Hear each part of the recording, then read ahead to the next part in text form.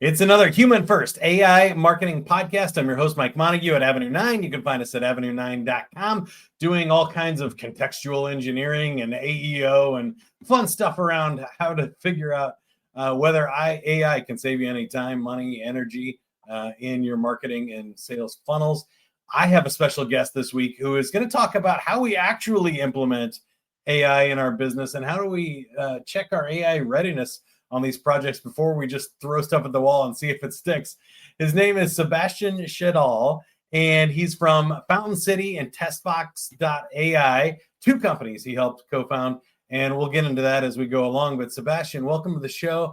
Tell me a little bit about the human side of AI implementation, because I feel like these days you can kind of do anything. The question I always ask is like, what should we be doing in our business, and what should we be thinking about before we even take on one of these projects? Yeah. And so, hi, everyone. Thanks for having me. Thanks, Mike. So for Human First, I think there's a lot of different things to talk about there, or different ways that could get into that subject. But, in the end, humans as a whole, we're creating these AI systems or solutions in order to do things either better, faster, or cheaper. Those are kind of like the three drivers in general. I would say the motivation depends on, if it's an organization, it depends on the level of the organization. And so if you are the owner of a company, maybe you want to increase your top of the line, bottom of the line, so reduce your expenses and increase your revenue. Those motivations are going to, we're in a monetary system, so you're going to use that as your driving motivator. But if you look within the organization and you look at people within it who are trying to use AI to improve things for themselves, their bottom of the line might be do less of the things that are repetitive, annoying, the things that I don't want to be focusing on losing my time on. And then the top of the line for them is things that maybe they haven't been able to do yet, or things that they aspire to be able to do, or just it's like transformative, could be as ambitious as transformative goals that they might have of like, if I had this assistance, I'd be able to do this thing that I've never been able to do before. But the lower bar goal is just increase the amount of time you have to be doing the things that you love or want to be doing more of. And so, and I think in the current state of things, AI is more generally an assistant towards enabling certain processes. So it still relies on an expert in the field. There's issues with that, with, market entry, of course, that we could talk about. But, even if and when we get to the point where AI can fulfill entire roles on their own, the amount of total work that can be achieved will increase. It's not that there's a limited sum of work, and right, as you have AI, it does the work and there's no more work left. Its productivity will simply increase, and the more output you can achieve per person, the more people you need in order to enable that increase of productivity. The types of jobs will change, of course, as things evolve and change. I think that's fascinating, especially when you look at big companies. I mean, even a company like Facebook that has the most users on the planet, still most of the people on Earth do not use Facebook because there's 8 billion people. So even if, I don't even know what their current number is, even if they're at 2 billion, there's still only a quarter of the Earth's population. So there's more work to be done. It's not like Facebook's just going to lay people off and be like, well, close enough. Like they're going to keep going. They can reach 4 times as many people. And so I think like those are the types of questions I was looking forward to talking with you, because I think there are technical readiness questions. There's safety and security questions. A lot of times there's value questions and stuff too, but a lot goes into some of these custom AI solutions that you're building at Fountain City and other things that I think you have a unique perspective on, because it's not necessarily one tool. Like you're not pitching a product, but you're pitching, how do we find the right solution for the right problem here, right? Exactly. Yeah. So tools, I think a lot of experimentation starts with tools, and I think tools can be a great option. I think the smaller your business is, the more likely a tool could be a good fit for you in general. Yeah. There are disadvantages though with tools, and they become apparent with let's say the fail rates that you see in these AI projects, because the tool is assuming a certain process that is the process that you must follow in order to get use of the tool.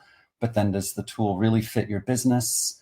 And then how are you connecting different parts of your business together? And then so what we do is we look more fundamentally at two foundational layers, which is your process. Well, first is what's your goal? And can you get your goal to be measurable in terms of an ROI, a benefit and output? And then working from that, do you have good process around that? And where is the process right now? Is it in people's head? Is it tribal knowledge? Is it documented? Are people following that process? If not, why? There can be different reasons for that. And it's interesting because, we might come in and we want to do AI, but a lot of the work we end up doing initially could be process related. Yeah. So once the process is well defined, then it's what knowledge do you need, the data that you need to enable that process. Again, is it in people's heads? Is it documented? Is it stuck in their email for the last 20 years and you have to extract it from there? Do you have to synthesize the data? And I could talk a lot about like data and process creation. And then from those two steps, then you can start building automations or agents or solutions on top. And if you have that clear goal in mind throughout the way, you're more likely to see success from your project. And also the nice thing is you're doing a double win, because you're not only improving your business, because a lot of business value is essentially your processes and your data, right? Like if you have really good processes and really good data, you can scale your business. You're more resilient if people leave and new people come. You're creating that timeless value of your business, right? It's more than just the sum of its people. The people are, of course, incredibly important, but you're creating something that's kind of existential and goes beyond that. So by doing that, you're having such a good foundation, and then the AI is just automating the process. Then you're more likely to be in that 20% of the projects that are succeeding right now if you're taking it through that track. Because we're seeing that you mentioned data readiness too, because I think that's a big problem, especially for small and medium-sized businesses, but even large ones. They're kind of like, well, oh, yeah, we have all of this somewhere, or we have a whole bunch of users. I would love to hear, in your opinion, what's changed, or maybe what the common myths and misconceptions are about data these days. Because on one hand, I totally get that, better data in equals better results out. But with AI, I think there's some interesting kind of formatting issues and stuff that maybe we can take a transcript and something, and it doesn't need to be tagged. It can be tagged by AI, or I'm thinking marketing content here. You probably work in other things, but blogs and podcasts are tagging courses and making them searchable and stuff like that for other, LMS systems or content management systems. It seems to me would be a hell of a lot easier now with AI. And my data doesn't need to be as clean as it did, say, 2 years ago. Is that true, or are there other kind of common mistakes people make? Yes. So in the past is like really not that long ago, like up until recently, it was really important to start with the right data architecture and to be gathering data and organizing it in a way that was going to scale into the future, because it used to be very timely and costly to go back in, especially if a ton of data, and start remapping it, categorizing, and so forth. You can use AI to kind of batch process data and reorganize it into a new format structure. So that's pretty exciting. So there's a lot more work that can be done, but you still need the raw data. So I would say what has shifted is, before you could get away with not having a lot of data, but if you had really good organization in your data, you could leverage that.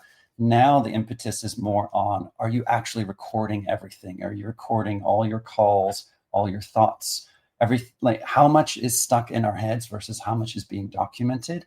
And can you shift your organization over to have that ethos, that principle of needing to capture data? I would say it's important to capture data even if you don't know why you're doing it right now. Like, you cannot go wrong if you're capturing your data. Just start capturing it, because once you have the data, you can there's just a multitude of different services that you can just tack on to that as you go. And, lots of different examples of, there's like this emergent kind of quality that happens once you have the data. So I agree with that, especially in marketing. I encourage everybody just to capture every conversation if you can legally do it with your internal meetings, your marketing team, with your founder who's telling the story and their goals, with every client conversation. They're all of the gold. All your internal conversations too. Is in those conversations and surrounding it. And then we can start to make more interesting, output from that. But it's really training data for AI now is different than the sort of marketing data or analytical numbers we needed about products, number of products sold, or shipping logistics and stuff. Now it's more about, like you said, that emergent property of like second level insights become qualitative data. And more qualitative. The subjective qualitative data has become more valuable because it can be leveraged more easily. Before, having that data was mainly beneficial. Well, there's other different ways it was beneficial, of course, still, but like the one that's popping in my head right now is like SEO content, for like, whether it's direct value that it delivers to people or value for these algorithms that are trying to spider web you and get you more popular on the web. But now it's like way beyond that. So it's, there's all kinds of things you can. That's what I'm excited about, doing AEO for clients and getting answer engine optimization set up for your company, because all of a sudden, all of those FAQs on your websites and the chatbots and the conversations you're having on the phone or in Zoom meetings all become content for creating the answers to the common questions you get, FAQs that people are going to be typing into ChatGPT or Gemini instead of asking you on the phone or doing a Google search for a keyword, looking for a blog post about how to solve the problem, is a different workflow for that. And since I mentioned the word chatbot, I would be remiss if we didn't get into TestBox AI. And I thought your work there is really fascinating, because I see so many of these AI projects kind of rolling out without user acceptance testing, with a certain amount of creativity and unpredictability of going like, we know this AI thing is not going to work 100%, but we feel like neither are human workers. So we're accepting a certain level of risk and we're putting it out there, but nobody has really, I've seen, been able to test it or measure it until I saw what you guys were doing. Tell us about TestBox and that process. So I think what you're talking about, there's this phenomena right now with the hype cycle that we're in, where AI does this crazy, amazing thing, and then people want to sell it, and then they think, oh my God, AI is going to transform everything. And then I've seen companies where they'll install an AI chatbot on their site, let it loose, and then it makes mistakes. It talks about things it shouldn't, or it hallucinates something, and then they'll freak out in a panic, just understandably, take it down, and then just dismiss the whole AI thing as like not ready and just a bunch of, fish in a barrel that, you need to stay away from. And I don't mean to interrupt, but this isn't hypothetical. We've seen even bigger than that. So that's not you speaking hyperbole on behalf of your product. There's been companies that have fired tens of thousands of customer service workers only to hire them back after they realized it was a huge mistake. That's a massive investment without any sort of user testing before they made and it's happening at enterprise level, mid-level, small business. It's happening at all levels. I've even seen personally, I had an AI chatbot that was really impressive. Like, I was actually really impressed with this one, but it messed up, and I took screenshots to protect myself, and I was able to recoup $2,500 because of the mistake that this AI chatbot made. So that's, I don't know how many other clients were having similar kind of, and that's me personally. That's not even through like the business, So it's real. And so the problem is that people aren't testing. That's like a really big problem. They're just assuming it's going to work, maybe, or they don't understand the importance of the testing or the need for it. And so what TestBox does, it's a platform. There's different, I can go into like the tiers and stuff like that, but right now it's still early stage. So anyone who comes in right now as of this recording, it's totally free. There's like no strings attached right now at all, because all we want to do right now is just gather insights, have people use it, have us tell us what they like, don't like, what they wish it could do, and so forth, because we just want to make sure it's really good. So we're still in that early stage, but the way you can use it, you can test for hallucinations, guardrails, things like that. You can test for liability risks, so we can load in your contract agreements. Let's say if you had those with your client and then they're coming in for support, or asking support questions. We've seen AI systems, we've done the before and after where like the AI system is saying things that get the client in the provider, you, into liability risk, and then we detect it, and then then there's fixes done to your AI system that address it. That goes beyond what TestFox does, but we can. So I have two companies. Yeah. Fountain City does the implementations, and then TestFox does the testing, right? So they're separate, but they can be combined, of course. And then that kind of liability risk can be checked, but we can also test for bias. We can test for accuracy. We can test for the personality of your AI system, because maybe you want it to be direct and to the point, or maybe you want it to be very caring and considerate. So just anything you can think of can be tested there, as well as certain goals or objectives you might have with customer goals versus your goals and so forth. And it's really just any AI system that is conversational, by the way. It can be a chatbot, but it could be your internal AI system that your team is using for your knowledge lookup, or it could be an AI system that's talking to another AI system, because those exist too. And so it doesn't have to be a human talking to it. It could also be that. But yeah, anything that has an API. That's kind of where I get worried on this stuff. And so I wanted to ask you, based on what you're seeing in the market, and again, we're talking at the start of Q4 here in 2025 to put it on the record. But where do you see the state of AI here? I think, I don't know. I guess it depends on use case, but in my opinion, I don't know that there is a whole lot of AI applications that I would trust to run autonomously without human review. Even AI to AI transactions seem risky to me, but I would love to hear your opinion on, based on the testing that you're seeing coming back, what are the chances? Is it 100% of them are going to hallucinate at some time? Is it, specific processes that are really detailed are fine, let them go, or all of the above?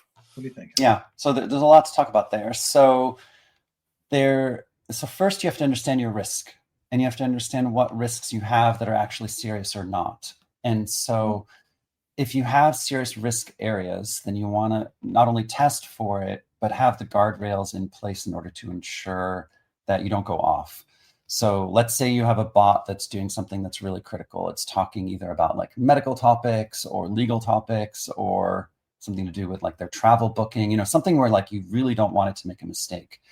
What you end up wanting to do in those kinds of situations is to have within your AI architecture is a control layer that you have. It could be at the beginning and at the end, if you want to be really robust, where you're actually having, so your AI system might give an answer, and then you have another control AI that reviews the answer that was given to ensure that it was still within the scope of the domain. So, we've tested, for example, education websites, institutions, and we can trick them into giving us medical advice, so that would be an example where, and by the way, it was like half of the ones we've tested. So like, this is like another area where like, there's just not a lot of. That's kind of what I wanted to know, is like how, because you always hear, and I think, people that are anti-AI are going to be like, oh, it made a mistake. And sometimes they're just pro-human people that are like, oh, look, AI did something dumb, and they take a screenshot and it goes viral on social media. We go, okay, well, that's kind of like, when a self-driving car gets in an accident, it's going to make the news, but also millions of humans get in an accident every day too. So like, it's actually way better. And are we mishearing it? Or it sounds like to me, and what you're saying and what I've been seeing, is that it's still pretty prevalent. Like somewhere between 50 to 80% will escape rules or hallucinate, or if they're not release information. Right. The thing with AI, right? The thing with AI right now is, so if you've got better, cheaper, and faster, the cheaper and faster is easy, right? That with AI, that one's like, you can really do that one with no problem. The better is where you need to put the work in to have it be better than what you were doing before. So you need to do the testing for the quality, but you need the right architecture then in what you're building in order to ensure that you have that quality. And then the other thing I wanted to say about what you were saying about the monitoring. So the other thing that clients do or need to do, you, the listener, if you're implementing, you need to think about so not only what risks do you have, but then how are you going to have how are you going to build trust in this system? And most of the time, what you do at first is you have a human in the loop, it's called. So you have the output from the AI. Let's say it makes a draft of something, but it puts it into draft, whatever it might be, product update, blog post, whatever. And then the human reviews that. And then ideally, this is the thing that people also forget, is you then have a feedback loop into the system. So when you see that the AI is not doing something quite right, you have a way to capture that feedback to improve the training of the AI or to improve the error capture, whatever it might be. And you keep doing that. And if you do that long enough and you keep improving your system, eventually you can put the human out of the loop instead of in the loop. So then the human is monitoring the operation, the process for errors that are flagged, but let's say the posts don't go in draft, they just go straight out. If or the product updates go straight out. Maybe you're connecting it to your ads, and the ads you have the AI look at the ad data, and then the AI is making modifications in your ad listing or your website page to improve the performance, and it just does it without you needing to even approve the changes anymore. Whatever that system is, that feedback system. And then in terms of that trust level, I think with any AI system adoption, whether it's self-driving cars or a chatbot or whatever, you're looking for the performance metrics to exceed the performance either exceed or match the performance of a human, and to do it for a consistent enough time that you build that trust. So I have a car that can self-drive, but because I feel like it makes a mistake, it's a minor one, but it still makes a mistake somewhere between 0 to 2 times every time I drive. So maybe one.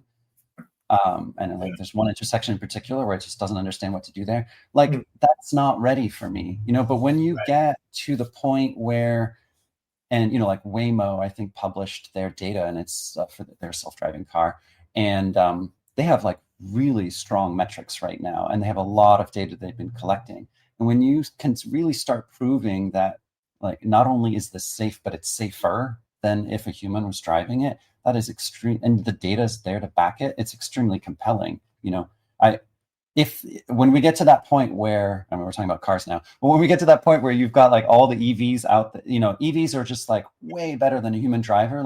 I would want all the cars in the road to be that. They're never drunk. They're always driving fine.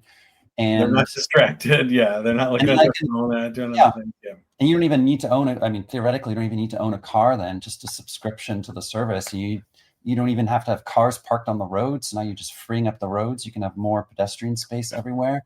And when you want a car, you just get I'm with you. I did the same thing.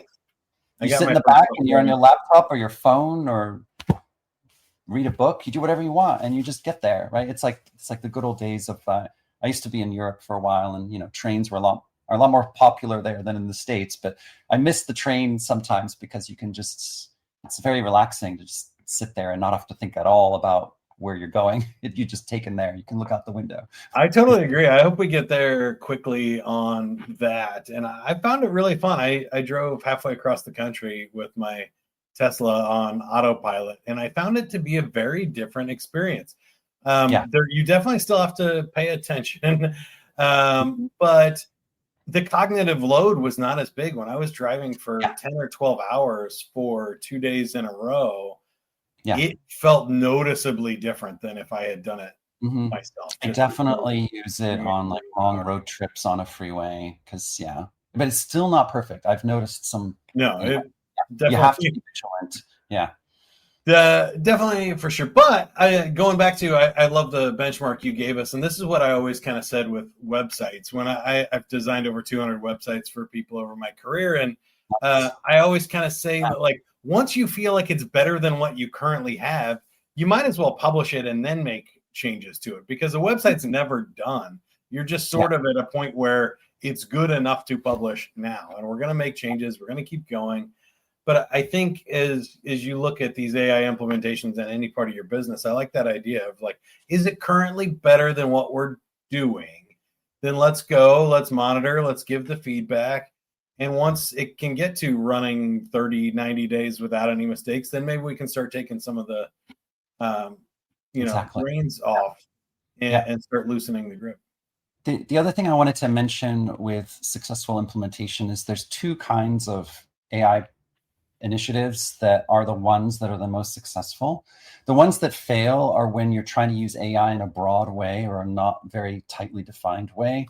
Instead, what you're looking for is either some kind of a process that you can think of as like a flow chart where it's, so if I'll think of like an email categorization, for example, if an email comes in and it's someone asking for help, support email, then move it down that pipeline.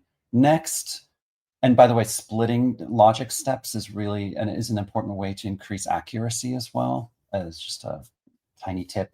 But maybe the next step is like, how urgent is the support request? And that's like another AI does just that little tiny logic step. And by using little mini AIs, you're paying like fractions of a penny instead of a lot for trying to do all of the processing in one AI right away is not only more error prone, but more costly. So you can then do a little tiny one for what urgency does it have. And you tell the AI, if you can't figure it out, mark it urgent, right? Because like, I'd rather get false positives. And so in that kind of a situation, you're having just very discrete micro steps, right? And if there's a problem in one step, you can also fix it more easily because you're breaking it up into many little steps instead of one big one. The other kinds of AI projects that work are ones where you're taking your thinking, your logical thinking. It's a flow chart, but it's different. It's like how you make a decision.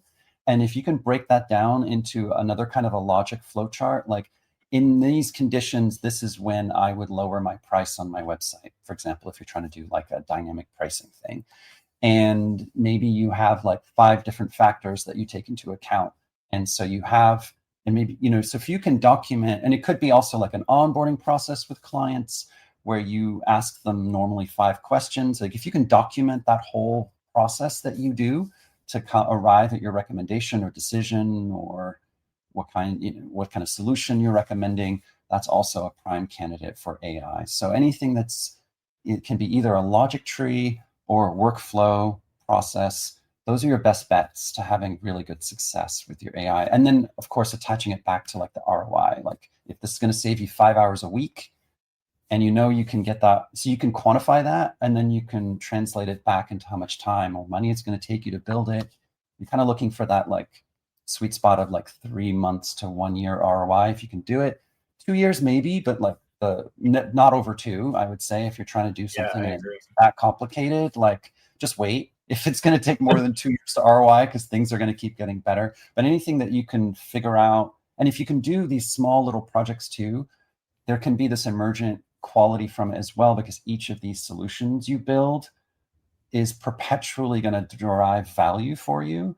And that's also a reason why a lot of these companies are putting so much investment and risk into this, because if you get it right, it's paying you back forever. If you can exponentially forever. If you can cut like 5 hours out of your week and never have to do that job again, even if you fail once at doing it and then succeed the next time, it still ends up being worth it. So just want to throw that out there too, that like the experimentation right now and having technical debt, meaning just kind of hacking things together and just making it work, is actually totally worth it right now, because we're in the weed phase of the ecosystem where it's like, what you want to do is grow fast.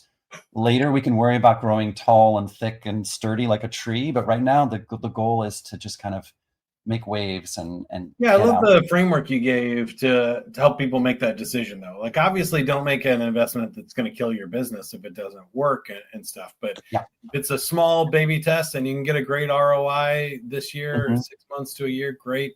If not, we've seen in 6 months that these new models come out faster than that, or the world changes, or a new tool spins up, and you're like, oh, what we were going to build for $100,000 is now $10 a month in this free tool. So, but if you're spending that time building a solution, and what you did is you actually really got your processes dialed in, and you got really good training data, really good knowledge, and then your project doesn't work, I actually honestly don't care that your project didn't work, me speaking as your friend here, because you just created such good foundation that it's going to take you such a little bit amount of work now in order to capitalize on that work. Like, you're not failing.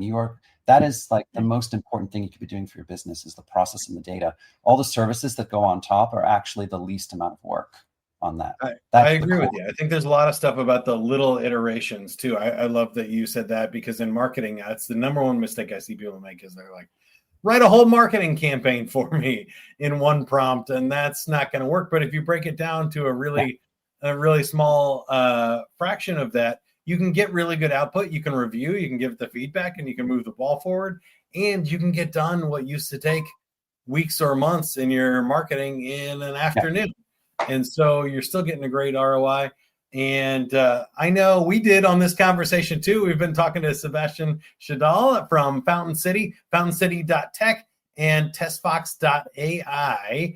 And Sebastian, before we let you go, I wanted to ask you a couple of fun questions here. I think we already did our vision of the future for self-driving cars, but what about humanity in general? How do you see this playing out? What, if you had to guess, what would be the most accurate sci-fi prediction or your vision of what humanity looks like in 30 years? How would you 30 years, I think we're still trapped in the Steven Spielberg movie of AI. It's an older one where AI is seen as a threat still to humans. And rather than AI being a threat to us, if that makes sense, right? So I think that's most, like, in our short near-term future, I think that's more the world that we're entering, because there's so much branding problem around AI too. Like, if it, when you go to Google and you search for stuff like pre-AI, like, I don't know, 2-3 years ago, before they did their changes, or 1 year ago, very few people were resistant to that. You search, you find a web page, you click it. If AI wasn't called artificial intelligence, but it was just called store knowledge and randomly access that knowledge, like the random knowledge access system, and you just said to people, hey, this random access system has 2,000 books in it, rather than Googling to find something, you can just talk to, write in your question to this random access system, and it's going to randomize statistically the words to find what you're looking for from it. People would be a lot less triggered, because humans have so many different things going on. There's like, first, we're far more concerned about things that might kill us than we are about where we're going and why we're doing things, right? Humans are, as a society, we're not inherently very visionary, so it's rare when you can talk to someone and they think about where humans are going to be I'm thinking even further, like 2,000, 20,000 years from now, or even 100 years from now. It's hard for people to even think about 5 years from now, let alone let them for themselves, like, minus, don't even talk about society. Yeah. And so that lack of vision, I think, creates a lot of fear, a lot of resistance.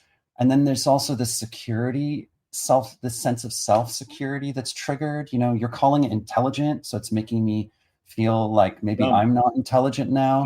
And it's called artificial, so that makes me not want it, just like I don't want artificial flavors. So that's also not very good. And then there's also the threat to what I've been doing and my skills and my abilities. If I've been I know a lot of artists, for example, are so upset about AI creating images and creating their art and things like that. And it's very, and I'm not saying, that it's good or bad. I'm just saying right now that, like, it's very disruptive. And that disruption and taking certain jobs away and forcing people to rethink certain things, like, what is art now? Or how can I still be an artist in this new world? It's similar to like when the camera was invented, right? Yeah, I agree. There was this huge... The portrait artists were a little upset, yeah.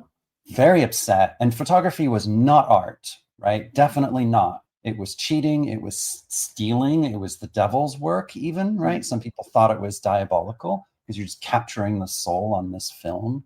And now if you were to go to a photographer and say like, what you're doing is not art, it's cheating, they would just, people would look at you and be like, who is this person? Like, what are they talking about? Like, that's a crazy thing to even say, that it's not art, right? And so, but we're in a heavy disruption phase right now. And another thing is just this moving faster. These changes are happening, but they're also moving faster than they used to, because things just keep accelerating.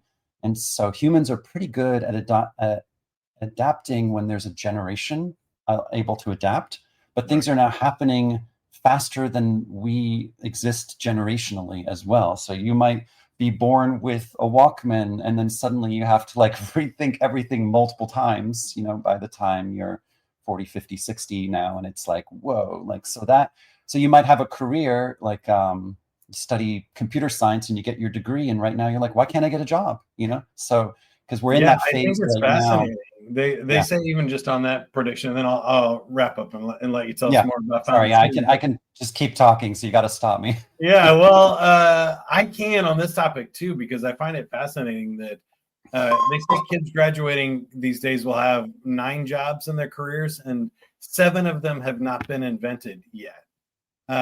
Which, you know, like for me, podcaster wasn't a thing when I graduated high school. Podcasting didn't exist. And it does it now. And I think that's going to be fascinating for everybody. And I agree totally with what you said. It's faster than humans can adapt to it at this point. And it does seem weird. Yeah. But I wonder if part of it is my age too, because I'm in my mid-40s, and you just wonder, like my grandparents were born at a time with like some of them on a farm, not with indoor plumbing in the Midwest. And now we live in a world with AI. It seems like that's a lot of change for one lifetime. But then you look at mine and go, well, I was my dad's remote control. I had to get up and change the TV when I was in single digits. And now we have live streaming and it's on our phones and all that kind of stuff. I can still remember black and white television from when I was a kid. So crazy. A lot. Yeah. Before we let you go, Sebastian, tell us about Fountain City. FountainCity.tech is the website. How can you help us, or we help you? FountainCity.tech, yes. So we do AI implementations and solutions. Also, we do digital transformation work. And then now it's like AI digital transformation. So it's a lot of what I've been talking about, of like helping companies figure out their process data, come up. And so we do also whiteboarding sessions where we'll help people go from idea to practical projects, roadmap it, figure out how we can break up those really ambitious goals into tangible, smaller building blocks that build towards them, stuff like that.